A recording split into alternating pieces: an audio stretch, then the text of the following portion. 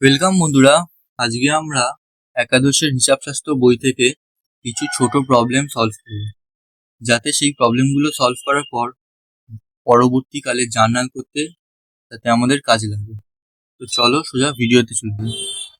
তো প্রথমে তোমাদের জানতে হবে ডেবিট আর ক্রেডিটের শর্ট ফর্মটা কি।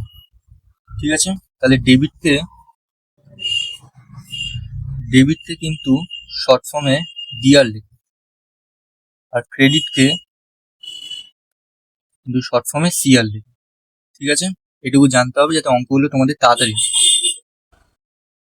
এবার তোমরা বইয়ের 125 পাতায় দেখো এক্সাম্পল 2টায় কি বলা আছে। From the following transactions state through analysis which account will be debited and which account will be credited। মানে নিচে ট্রানজাকশনের মধ্যে আমাদের বলতে হবে যে কোন অ্যাকাউন্ট ডেবিট হবে আর কোন অ্যাকাউন্ট ক্রেডিট হবে। ঠিক আছে, তাহলে দেখো প্রথমটা কি বলেছে। Shri Anand Mukherjee started a business with 1 lakh in cash. ঠিক আছে, আনন্দ মুখার্জি একটা ব্যবসা শুরু করেছে 1 লাখ টাকা দিয়ে। তাহলে দেখা যাক এটা কি করা যায়। দেখো, আনন্দ মুখার্জি ব্যবসা শুরু করেছে, অনেকে কি করবে, আনন্দ মুখার্জি অ্যাকাউন্ট কে ডেবিট করবে অথবা ক্রেডিট করবে। আনন্দ মুখার্জি অ্যাকাউন্ট ওখানে মানে আনন্দ মুখার্জি বলেই দেওয়া আছে, তাহলে সেটা কিন্তু হবে না। ব্যবসা আর মালিক দুটো কিন্তু আলাদা সত্তা, তাই মালিক যখন ব্যবসাতে টাকা দেয় সেটা কিন্তু ক্যাপিটাল মানে মূলধন হিসাবে ধরা হয়। তাহলে প্রথমে কিন্তু ক্যাপিটাল অ্যাকাউন্ট কিন্তু ক্রেডিট হবে। ঠিক আছে, এবার আর ক্যাশে যেহেতু বলে দিচ্ছে 1 লাখ ইন ক্যাশ, মানে ক্যাশ টাকা দিয়েছে, তাই ওইটা কিন্তু ডেবিট হবে। ক্যাশ অ্যাকাউন্ট ডেবিট, ওটা একটু আগে পরে হয়ে গেছে, ওটা শুধু প্রথমে লিখে নেবে। এবার দেখো পরেরটা, he purchase goods worth 30,000 in cash. মানে সে গুডস কিনেছে, পণ্য কিনেছে 30,000 টাকা ক্যাশ দিয়ে। এবার দেখো গুডস কিনেছে মানে পারচেস অ্যাকাউন্টে কিন্তু গুডস আসছে, আর ক্যাশ অ্যাকাউন্ট থেকে কিন্তু 30,000 টাকা চলে যাচ্ছে। মানে কি, ক্যাশ অ্যাকাউন্ট থেকে যদি টাকা চলে যায় তাহলে ক্যাশ অ্যাকাউন্ট ক্রেডিট হবে আর পারচেস অ্যাকাউন্ট ডেবিট হবে, কারণ পারচেস অ্যাকাউন্টে গুডস গুলো আসছে।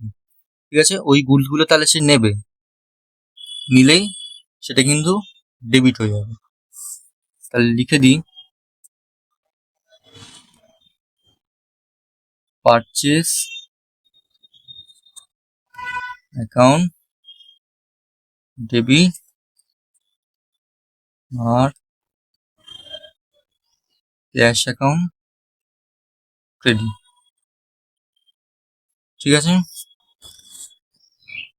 এবার দেখো কি বলেছে 3 নম্বরে, he purchased goods worth 10,000 on credit from Amitabh. এবার দেখো ওটা আগের বারটা কিন্তু ক্যাশ বলে দিয়েছিল, এবার কিন্তু ক্রেডিটে বলেছে, আর পারচেস করেছে কিন্তু অমিতাভর কাছ থেকে। তাই অমিতাভর কাছ থেকে কিন্তু টাকা চলে যাচ্ছে। টাকা চলে গেলে কি করবে, ক্রেডিট করবে। ব্যাংকে টাকা নেই, তাহলে টাকা তুলতে মানে টাকা রাখতে গেলে তখন কিন্তু অমিতাভর অ্যাকাউন্টে ক্রেডিট করতে হবে, আর পারচেস অ্যাকাউন্টে সেই ডেবিট করতে হবে আগের মতন। তাহলে পারচেস অ্যাকাউন্ট ডেবিট আর অমিতাভ অ্যাকাউন্ট ক্রেডিট। ঠিক আছে, এরপর দেখো কি বলেছে, besides he purchased furniture of ₹25,000 in cash. মানে সে একটা ফার্নিচার কিনেছে 25,000 টাকা ক্যাশে। ঠিক আছে, এবার ফার্নিচার কিনেছে মানে ফার্নিচার অ্যাকাউন্ট হবে, ফার্নিচার অ্যাকাউন্টে ফার্নিচারটা এসছে, আসলে কি করবে, সে ফার্নিচারটা বাড়িতে রাখবে, নেবে, তাহলে কি হবে, ফার্নিচার অ্যাকাউন্ট কিন্তু ডেবিট হবে। তাহলে ফার্নিচার অ্যাকাউন্ট ডেবিট হলো। এরপর কিন্তু ক্যাশ অ্যাকাউন্টটা ক্রেডিট হবে, কারণ বলে দিচ্ছে ক্যাশ 25,000 টাকা কিনছে, ক্যাশ কিন্তু চলে যাচ্ছে 25,000 টাকা ওই ফার্নিচার কিনতে গিয়ে, তাহলে কিন্তু ক্যাশ ক্রেডিট হবে। তাহলে furniture account debit, cash account credit. ঠিক আছে, এবার পরেরটা দেখো কি বলেছে, he sold a part of the purchase goods to Atish in cash for 50,000। এবার দেখো সে কিন্তু কিছু কেনা পণ্যের কিছু অংশ বিক্রি করে দিয়েছে অতীশকে 50,000 টাকায়। ঠিক আছে, ক্যাশে কিন্তু। তাহলে কি হবে, পারচেস গুডস ও পারচেস করেছিল, পণ্য পারচেস করেছিল, সেটাকে বিক্রি করেছে অতীশকে, আবার ক্যাশে 50,000 টাকায়। তাহলে কি হবে, ক্যাশ অ্যাকাউন্ট একটা হবে আর কিন্তু সেলস অ্যাকাউন্ট হবে। সে কিন্তু বিক্রি করে দিয়েছে, পারচেস অ্যাকাউন্ট হবে না, পারচেস অ্যাকাউন্ট থেকে সেই পণ্যগুলো কিন্তু বিক্রি করে দিয়েছে, তাই সেলস অ্যাকাউন্ট হবে। আর যেহেতু ক্যাশে বলে দিয়েছে তাই কিন্তু অতীশ অ্যাকাউন্ট এখানে হবে না। তাহলে ক্যাশ যেহেতু চলে যাচ্ছে তাহলে ক্যাশ ক্রেডিট হবে। ঠিক আছে, তাহলে করে দিই। প্রথমে সেলস অ্যাকাউন্ট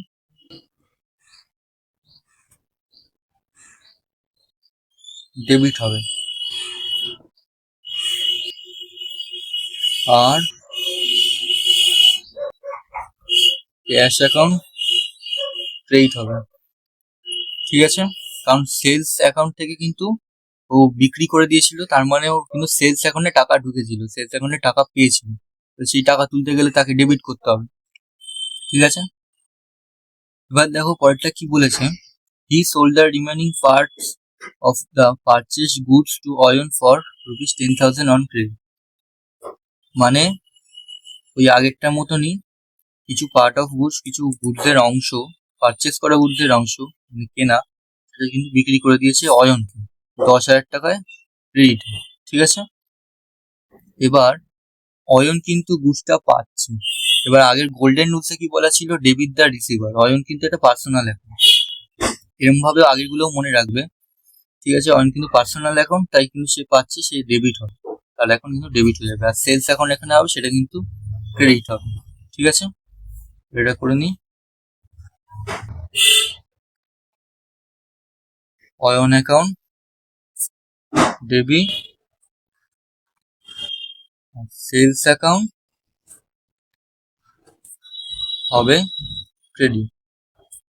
ঠিক আছে, তো এবার 7 নম্বরটা দেখো কি বলেছে, he purchase one typewriter from Aparna Electronics for ₹10,000 on credit. ঠিক আছে, এবার দেখো মানে পারচেস করেছে একটা টাইপরাইটার ফ্রম অপর্ণা ইলেকট্রনিক কাছ থেকে 10,000 টাকায় ক্রেডিটে, কিন্তু ক্রেডিটে করেছে, তার মানে ক্যাশ অ্যাকাউন্টের কথা শেষ, ক্যাশ অ্যাকাউন্ট এখানে হবে না। অপর্ণা ইলেকট্রনিক্স কাছ থেকে কিন্তু টাইপরাইটার কিনেছে, মানে অপর্ণা ইলেকট্রনিক্সের কাছ থেকে টাকা এসছে ব্যাংকে, মানে ও জমা করবে টাকা, তাই কিন্তু অপর্ণা ইলেকট্রনিক্স কিন্তু ক্রেডিট হবে। ঠিক আছে, আর পারচেস ওয়ান টাইপরাইটার যখন স্পেসিফিক বলে দেওয়া থাকবে যে এটা পারচেস করেছে, গুডস হলে কিন্তু হবে না আগের মতো, স্পেসিফিক বলে দেওয়া থাকবে তখন কিন্তু সেই অ্যাকাউন্টই হবে, মানে এখানে টাইপরাইটার অ্যাকাউন্টই হবে। ঠিক আছে, এখানে টাইপরাইটার অ্যাকাউন্ট ছাড়াও আর একটা অ্যাকাউন্ট দিলে বেশি ভালো লাগে, যেটা হচ্ছে অফিস ইকুইপমেন্ট। টাইপরাইটার কিন্তু অফিস ইকুইপমেন্টই একটা, তো তাই এটা করে নি। চলো তাহলে 7এরটা টাইপরাইটার অথবা অফিস ইকুইপমেন্ট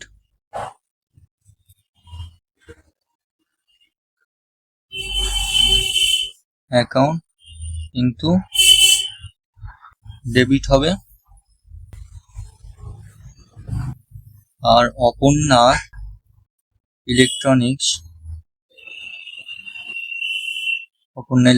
অ্যাকাউন্ট ক্রেডিট হবে। ঠিক আছে, এখানে এই দুটোর মধ্যে অফিস ইকুইপমেন্টটাই বেশি ভালো শোনাবে, যদি এটাই দাও, এটা দিলেই ভালো হয়। এই পরেরটা দেখো কি বলেছে, he paid wages ₹10,000 in cash. মানে সে মজুরি দিয়েছে 10,000 টাকায় ক্যাশে। তাহলে এখানে ওয়েজেস কিন্তু নমিনাল অ্যাকাউন্ট, তাহলে নমিনাল অ্যাকাউন্টে কি ছিল, all expenses and losses debit, এটা কিন্তু এক্সপেন্সেস হচ্ছে, মজুরি দিয়েছে, খরচা হয়েছে, তাহলে কি এটা কিন্তু ডেবিট হবে। আর ক্যাশ অ্যাকাউন্ট কিন্তু তাহলে ক্রেডিট হয়ে যাবে। তাহলে wages account debit, cash account হয়ে যাবে ক্রেডিট। ঠিক আছে, বুঝেছো আশা করি এক্সাম্পল 2টা। এবার তোমরা দেখো পেজ নাম্বার 127 এক্সাম্পল 3 কি বলেছে। এক্সাম্পল 3টা এক্সাম্পল 2 এর মতনই ডেবিট আর ক্রেডিট করতে হবে কোন যে অ্যাকাউন্ট গুলো হবে। ঠিক আছে, তাহলে 1 নম্বর দেখো, মিস্টার অতি started a business with 1 lakh in cash. ঠিক ওই এক্সাম্পল 2 এর প্রথম অঙ্কটার মতনই এটা করতে হবে। হচ্ছে ক্যাশ কিন্তু ব্যবসাতে সে দিচ্ছে, মিস্টার অতীশ ব্যবসাতে ক্যাশ দিচ্ছে, তাহলে ক্যাশ কিন্তু ডেবিট করতে হবে। আর ব্যবসাতে যেহেতু দিচ্ছে তাহলে ক্যাপিটাল এখন কিন্তু ক্রেডিট করতে হবে, ঠিক আরেকটা মতনই। তাহলে চলো করে নিই। ক্যাশ অ্যাকাউন্ট ডেবিট আর ক্যাপিটাল অ্যাকাউন্ট ক্রেডিট হবে। ঠিক আছে, এরপর দেখো, he purchase goods for cash ₹20,000। Purchase goods করেছে, গুডস কিন্তু পারচেস করেছে ক্যাশে 20,000 রুপিস। ঠিক আছে, তাহলে পারচেস অ্যাকাউন্ট কি হবে? ডেবিট হবে, কারণ পারচেস অ্যাকাউন্টে কিন্তু গুডস আসছে, পণ্যগুলো আসছে পারচেস অ্যাকাউন্টে, তাহলে সেটা নিতে গেলে ডেবিট করবে। আর ক্যাশ অ্যাকাউন্ট থেকে কিন্তু টাকা চলে যাচ্ছে, তাহলে ওটা কিন্তু ক্রেডিট হবে। এটাও করে নিই। Purchase account debit, cash account credit. ঠিক আছে, এরপরটা দেখো কি বলেছে, he sold goods for cash ₹30,000। ঠিক আছে, সে পণ্য বিক্রি করে দিয়েছে ক্যাশের বদলে ₹30,000, 30,000। তাহলে এখানে দেখো সেলস অ্যাকাউন্ট হবে আর ক্যাশ অ্যাকাউন্ট হবে। ক্যাশে বিক্রি করে দিয়েছে যেহেতু, ক্যাশ অ্যাকাউন্ট কিন্তু ডেবিট হবে, কারণ ক্যাশ সে ব্যাংক অ্যাকাউন্টে পাচ্ছে, বিক্রি করে সেটাকে পাচ্ছে, তো সেটা তুলতে হলে ডেবিট করতে হবে। আর সেলস অ্যাকাউন্ট কিন্তু নমিনাল অ্যাকাউন্ট।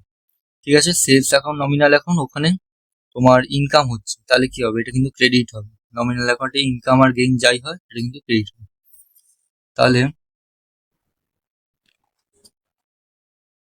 ক্যাশ অ্যাকাউন্ট হবে ডেবিট আর সেলস অ্যাকাউন্ট হয়ে যাবে ক্রেডিট। ঠিক আছে,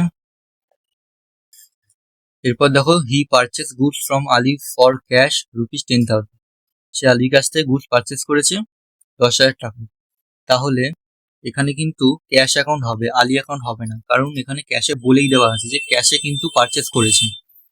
এবার পারচেস গুডস স্পেসিফিক বলে দেওয়া নেই যে কি পারচেস করেছে, তাহলে কিন্তু এখানে পারচেস অ্যাকাউন্টই হবে। তাহলে পারচেস অ্যাকাউন্ট কিন্তু এখানে আগে ডেবিট হবে, কারণ গুডস কিন্তু পারচেস অ্যাকাউন্টে আসছে, মানে পণ্য আসছে, তাহলে সেটা কিন্তু নেওয়ার জন্য তাকে ডেবিট করতে হবে। ঠিক আছে, আর ক্যাশ কিন্তু চলে যাচ্ছে, ক্যাশ যখন চলে যাচ্ছে তাহলে ক্যাশ কিন্তু ক্রেডিট করতে হবে। তাহলে এটাও করে নিই। পারচেস অ্যাকাউন্ট ডেবিট আর ক্যাশ অ্যাকাউন্ট হয়ে যাবে ক্রেডিট।